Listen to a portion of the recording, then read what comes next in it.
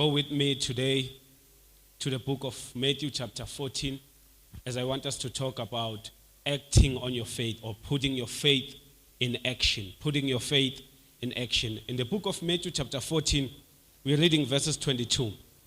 It reads, "Immediately Jesus made his disciples get into the boat and go before him to the other side, while he sent the multitudes away. And when he had sent the multitudes away, he went up on a mountain by himself to pray. Now, when the evening came, he was alone there, but the boat was now in the middle of the sea, tossed by the waves, for the wind was contrary. Now, in the fourth watch of the night, Jesus went to them walking on the sea. And when the disciples saw him walking on the sea, they were troubled, saying, 'It is a ghost.' And they cried out for fear. But immediately Jesus spoke to them, saying, 'Be of good cheer, it is I, do not be afraid.' And Peter answered him and said, 'Lord, if it is you, command me to come to you on the water.' So he said, 'Come.' And when Peter had come down out of the boat, he walked on the water to go to Jesus. But when he saw that the wind was too much, he was afraid. And beginning to sink, he cried out. And beginning to sink, he cried out, saying, 'Lord, save me.' And immediately Jesus stretched out his hand and caught him. And he said to him, 'O you of little faith, why did you doubt?' And when they got into the boat, the wind was ceased. When those who were in the boat came and worshipped him, saying, 'Truly, you are the Son of God.' May the good Lord bless the reading of his word, and may he bless us. May he use me as a mouthpiece to declare the oracles of God, to bring to each and every one of you a hope for this life. In Jesus' name, amen. Now today I want us to talk about putting your faith in action, making sure that your faith works for you.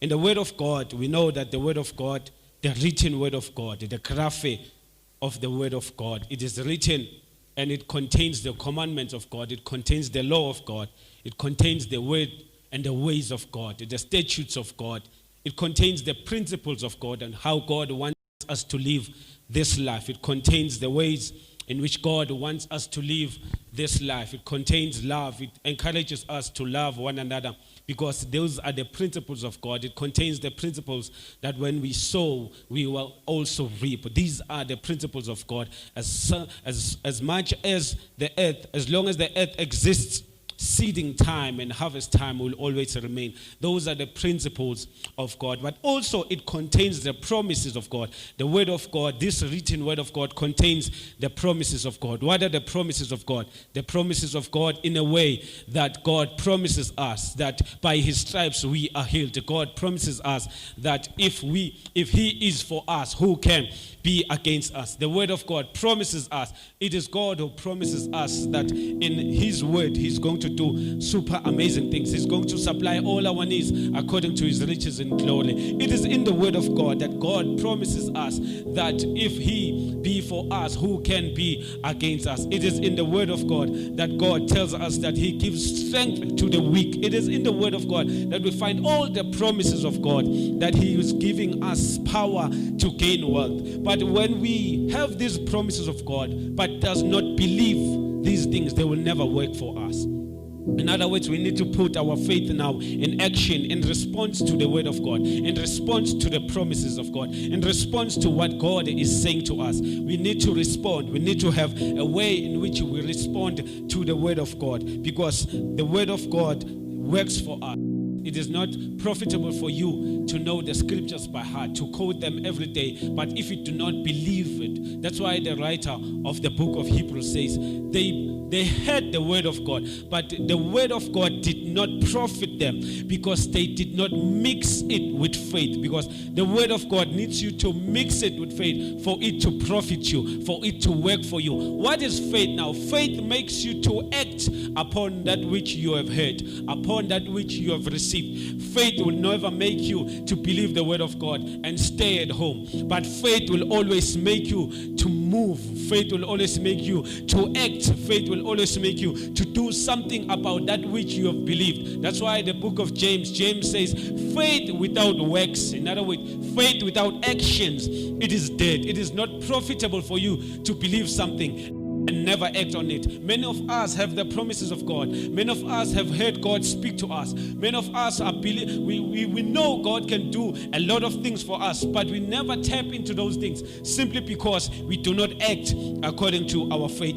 Going now to our text where we have read in Matthew chapter 14, the Bible says Jesus said to his disciples they should go to the other side while he remained and prayed. While he was remaining and praying, the Bible says when the boat was in the middle they began to have a storm, a raging sea. Now when the storm was raging against them, the Bible says the storm was contrary. It is always the case that in the beginning God always speaks to you and says to you, go to the other side. And in the middle of you going to the other side, from Alpha going to Omega, there is a process in the middle. And in that process in the middle, that is when we begin to see things that are contrary. And these things are only here to be contrary to the word of God. They are only here to make us doubt what God has said in the beginning. Because, ladies and gentlemen, what God spoke in the beginning, He's going to make sure that it comes to fruition. That's why the Bible says, He who began a good work in us is going to make it come to fruition. He's going to accomplish it. He's going to fulfill it, because He is God who speaks something in the beginning and makes sure that He fulfills it in the end. But many of us, and many a times, in the middle of Alpha, between Alpha and Omega, there are storms, and the storms are coming from the enemy, and the storms are coming to tell us that what God said to us, it is not true. It is always the case that the devil is always trying to steal the word of God. He's trying to steal what God has said to us. That's why the Bible says in the beginning God created Adam and Eve in their image and likeness. But when the enemy came in the Garden of Eden, he says, if you eat, you shall be like God. Because the devil always tries to deceive us from what God is saying in us, what God has said about us, what God has already done about us. When God says you are healed by His stripes, there will always be situations that will make you feel like you are sick. When God says He's going to supply all your needs according to His riches in Christ Jesus, there will always be cases where you feel like you are lacking things. When the Bible says, if the Lord is your shepherd, you shall not lack. But there will always be times that will make you to question that which God has said, because storms are always contrary. They are sending a message of doubt. They are sending a message of fear. When God says, he that dwells in the secret place of the Most High shall always say, the Lord is my refuge and my fortress. He is my strength, in whom shall I trust. 1,000 may fall on my side and 10,000 on my right hand, but no harm shall come near me. But in the middle of the storm, always the storm will be contrary. The storm will make you feel like these things are happening to you. You have declared the word of God that no harm shall come near me. But here is a storm. The storms that these disciples are facing. Now in the middle of the storm, the Bible says Jesus came approaching them. Because always when you are facing something hard, ladies and gentlemen, God will always come. Every time you are facing something so hard in your life, God will always come to rescue you. That's why the Bible says He is very close to the brokenhearted. He is very close to the troubled. He is always on His way approaching. I want to tell you that if you are facing something contrary to the word of God, something contrary to what God has said in you, something contrary to what God has said in the beginning of the year, I want to say to you, stay put, be ready, and expect Him to come. The Bible says, as He approached, as He was coming, the Bible says the disciples said, it is a ghost. In other words, they did not believe this could be Jesus, because they were not expecting Him to approach. Many a times in our lives, when God is coming in our lives, when God is coming to save us, when God is coming to help us. We do not see him, we do not perceive that it is God because we do not expect him to come. Expectation is the mother of manifestation. I want to tell you today that you must always expect God to come in your situation. You must always expect that it is God, because God can use human beings. God can touch your neighbor. God can touch your boss. God can touch somebody to open up a door for you, and it is him approaching in the middle of the storm. But if you are not expecting him to show up, you will always think it's the devil. When you are not expecting him to show up, you will always think it is the enemy, not knowing that it is not the adversity, but it is God himself trying to help you. And then the Bible says one of them, Peter, perceived him to be Jesus, and he says, Lord, if it be you, bid me to come. In other words, tell me to come. If this is you, tell me to come. Now there is a principle there that I want us to learn about Peter.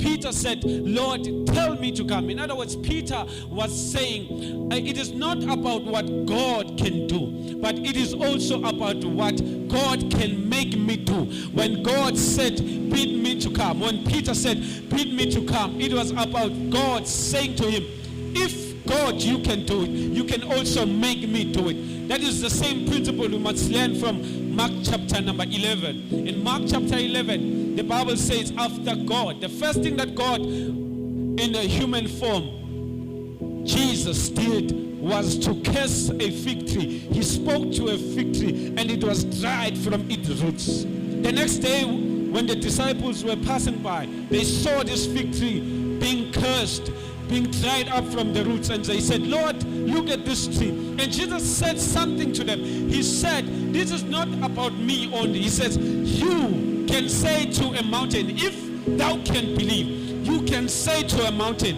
you mountain, be ye removed and be cast into the sea, and it shall be done for you. In other words, Jesus was teaching them that as I am here, I am a prototype of how you should live your life. You can speak things and things begin to happen in your life. You can command things and things begin. That's the same principle that was used by Ezekiel when he was in the valley of dry bones. When God said to him, prophesy to these bones, God was teaching Ezekiel that life and death is in the power of your tongue. He said, say something to these bones. Speak life to these bones. Speak unity to these bones. I want to decree and declare over your life that your things are just one word away from happening. If you can just speak those things, then they shall begin to happen. If you can just say these things, and they will begin to happen in your life. In the mighty name of Jesus Christ. Now, Peter used the same principle, saying, Lord, I see you walking on the sea, but that is not enough for me. Bid me also to come and walk towards you. And the Bible says, God said, come. Jesus said, come.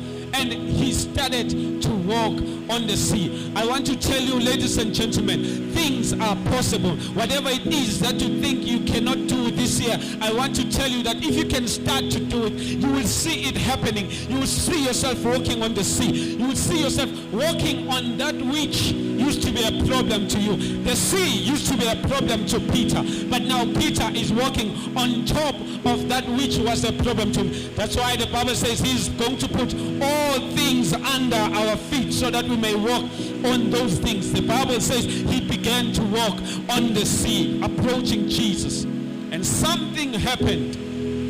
But before that thing happened, I want you to believe and act upon that which Jesus has said to you in the beginning of the year. Jesus said, come. It doesn't matter if the storm is too hard. It doesn't matter if the storm is too raging. If Jesus said come, you better believe him and act, because faith makes you to act. Peter, what distinguished Peter from other disciples was that he believed, was that he acted, was that he moved. He did not stay. I want to say this to you today, that put your faith in action. Make sure that your faith works for you. Make sure that you don't only believe that you are healed, but walk in the healing of God. I want you to believe that not only you are saved, but walk in the salvation. I don't want you only to believe that God can restore you 7 times better, but I want you to walk in restoration. Walk as if you are restored. Have faith, because all the people who had faith in the Bible, they acted. The Bible says Abel, by faith Abel offered, by faith Noah built, by faith Abraham believed, by faith Abraham wanted to offer his son Isaac. By faith they all acted, because faith will make you to act. There is a woman who had the issue of blood for 12 years. The Bible says because she had faith, the Bible says she began to recite in her mind. The Bible says she began to recite in her mind that if I can just touch the hem of his garment, I will be made whole. She did not only tell herself that, but she acted upon the word. And the Bible says she paved the way in the crowd until she touched the hem of Jesus' garment. This is what I want to say to you today. Don't only believe that he can heal you, but go and believe and act upon that which you believe, because when you act, God is going to bless and God is going to reward your actions. This year, if you believe that you can do great exploits, go for it and do those great exploits. This year, if you believe that you are going to start a business, go for it and start a business. Against all odds, if the wind is contrary, it doesn't matter, but go for it. Go after that which God has attained for you already. In the mighty name of Jesus. This is my prayer for you today, that you may be able to do that which you believe God for. Don't only believe and stay at home, but wake up every Monday, wake up every Tuesday, wake up every Wednesday, believing and acting upon that which God had already said in your life. God can do those things. He can do over and above that which you can think, that which you can believe, that which you can think about and imagine. That is my God, that which I serve. Go and do those things, because God is able to make those things possible for you. God is able to make those things available for you. God can anoint you and give you grace for the race this year, in the mighty name of Jesus. As I close, I want to say this thing. As the Bible says, Peter walked on the sea, and when the sea became so hard, Peter began to sink, because he beheld the sea, or he moved his eyes away from Jesus to the sea.